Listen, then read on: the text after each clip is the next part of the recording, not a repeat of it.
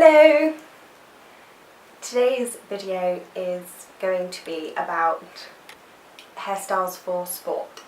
It's a bit of a discussion rather than a tutorial, although I will show you a couple of styles that I use and a potentially very entertaining video at the end. I will try to put the time that is at the bottom. It's a bit of a lesson as to why certain hairstyles are not suitable for certain sports. So, the sports that I have experience doing are climbing, specifically bouldering, ballet or dance, and the gym in general, which I don't go to very often. So, if you have other sports, you may have other needs than these things. I find for the gym, what I want is something that keeps my hair out of the way, and especially if I'm going to go on a running machine, doesn't bounce down my back because I don't like it, although it's not too bad. For this, a ponytail actually works just fine. So just chucking my hair up, because I have an obsession with getting ponytails not uneven.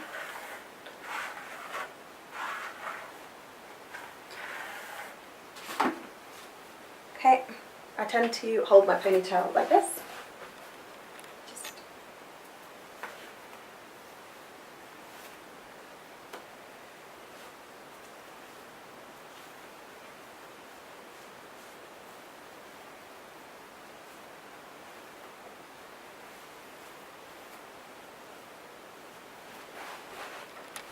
There we go. I find that the ponytail slaps me less than a plait does. Excuse me. Okay, so the ponytail I find is quite good for just general gym work. If I'm doing something like weights or something like that where I'm lying down, what I might do is just wrap the hair around like this and lie on it.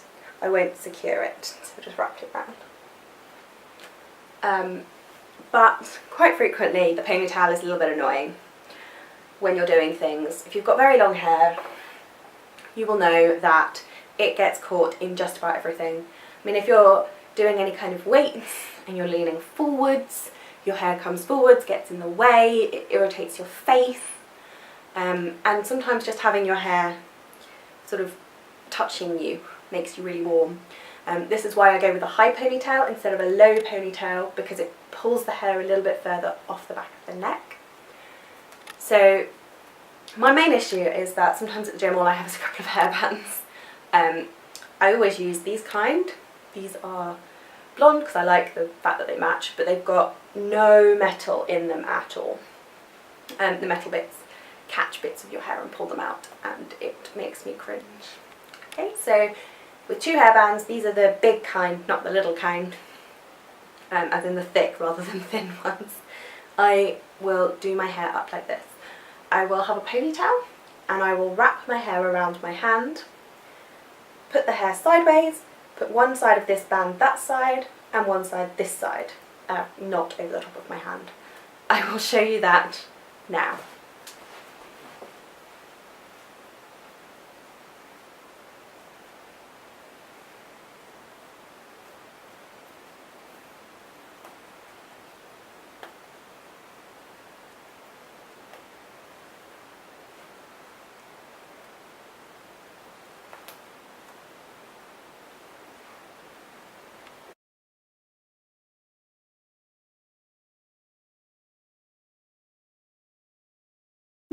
You can use a hair clip.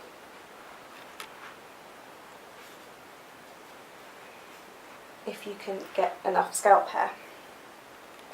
But again, this pulls a little bit and I don't like it. What I tend to do for dance things is a sock bun secured with quite a few pins. I find that that is one of the more secure hairstyles, especially if it's a little bit lower down, because the higher up it is on your head, the more it's moving when you turn your head. It's got a larger distance to go. And this one to come out, just pull the hairband like that. And it also gives you some waves, which is quite nice.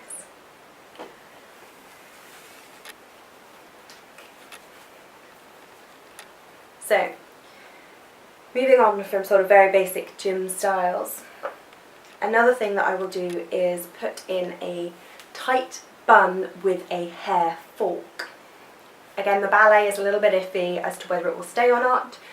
The ones I recommend for any kind of dance or gymnastics is slightly different. Usually involves plaiting your hair back to get you a good secure base, and then using the most secure kind of bun that you have that you don't use big sticks for. Because the worst thing you could possibly have is to be spinning round in a circle and have a large stick fly out and hit somebody else. Okay, I've left my stick over there. One moment. Okay, so there are a couple of buns I like for this. The main one I would use is the knot bun. So over sort of 3 fingers, I find, wrap it around 1, 2, 3, 4, however many times you need for your hair length. Pinch it, pull it, wrap it, pin it. Makes a lot more sense when you see it happen. I'll show you now.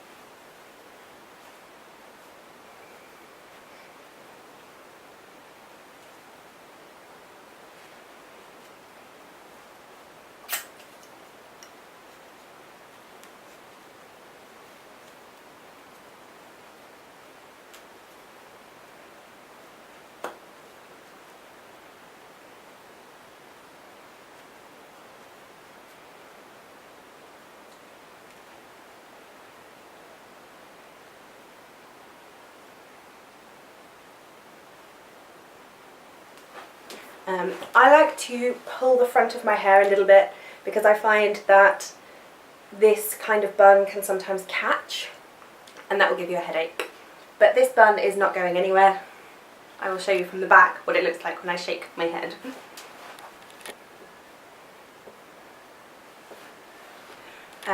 If you are secure in this kind of bun, if you are going to use for sort of dancing and things like that, anything with a fork or a hair stick, I would use one like this that is curved and a little bit difficult to get in.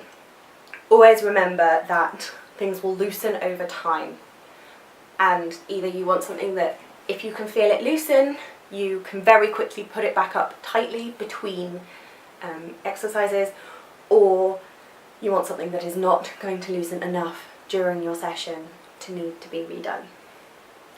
But this is one of my go-to styles for sports where I'm not putting my head on the ground, because you can see it's padded but it's not necessarily comfortable, and it pushes my head forward off the ground like this, which I find very uncomfortable because my posture is too upright. I don't slouch forward at all. Again, completely up to you. But there are some things I would not use this for. I do not use this for climbing because I have a habit of falling off. This is something that happens, especially with bouldering, especially with indoor bouldering, where you don't top out, so you don't go over the top of the climb. You come off, theoretically jumping down, but if you're anything like me, you fall off, land on your bottom and tip over. Meaning it is not uncommon for my head to kind of hit the ground. And what I really, really don't want to be is in a situation where I am heading towards the ground and something is in danger of impaling me. I try to avoid this. The frequency with which I hit the ground is high. But also, if I have my hair in a ponytail, it gets in the way. And I will show you that video, hopefully, now. Nice, Emma. Go on.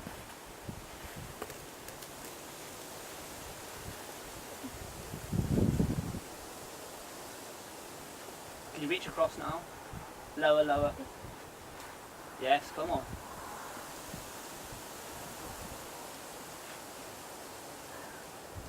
Can you reach your left hand further out? We've got this, Emma. Mind your finger.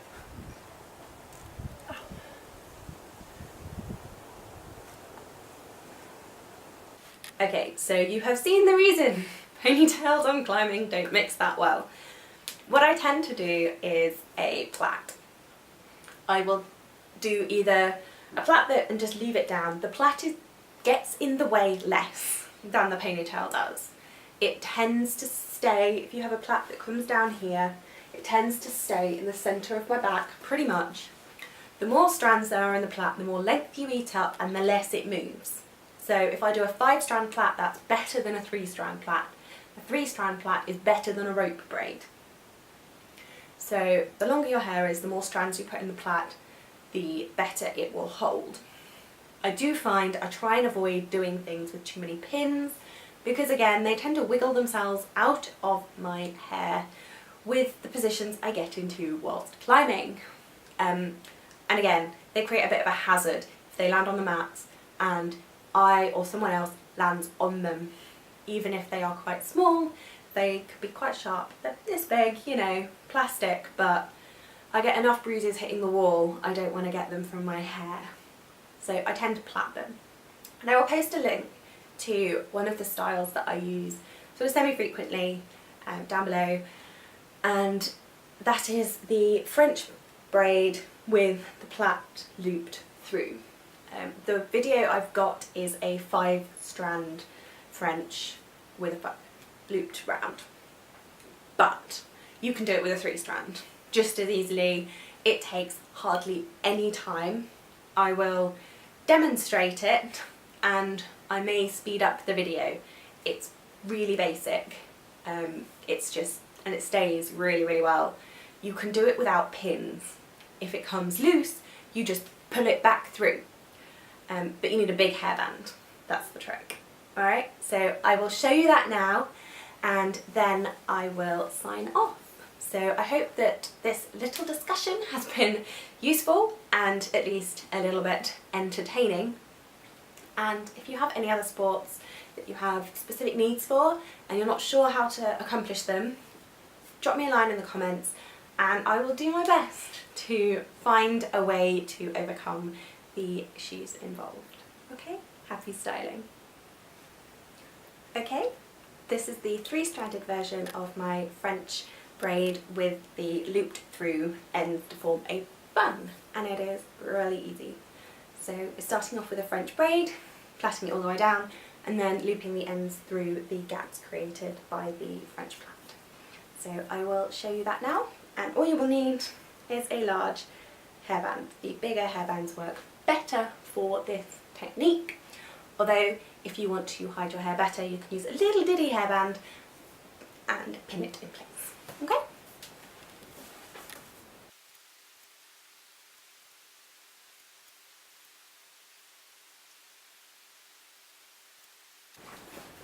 At this point you will notice that I have finished the French plait quite high. This is quite important for this style. If you finish it lower down, you will pull on your hair quite a lot when you loop it through and it will be uncomfortable.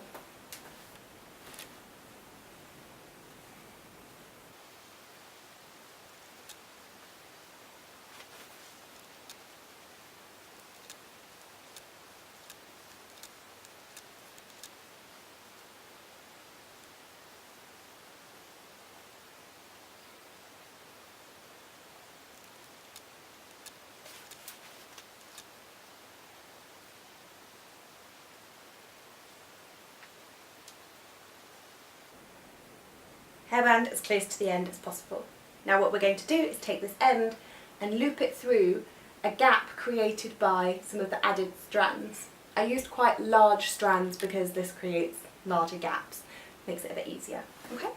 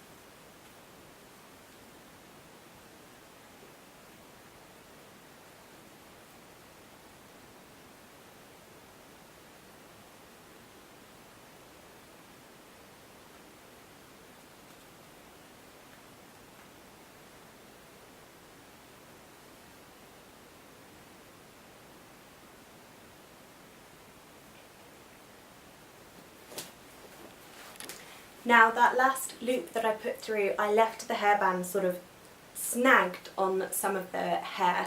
You'll find that if you give it a good tug, it should come out anyway. But if you have it sort of secured essentially on, hooked around one of the bits of hair that is into the main plait, you will find that it stays very well.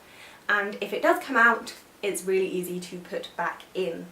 And if it falls out one loop at a time. So you will notice when one loop falls out, one loop is not enough to whack you in the face when doing anything, which is my issue when I have longer plaits or things that will come down all in one go. If I spin and it comes down, I get whacked in the face. I do not like getting whacked in the face. Okay? Happy styling.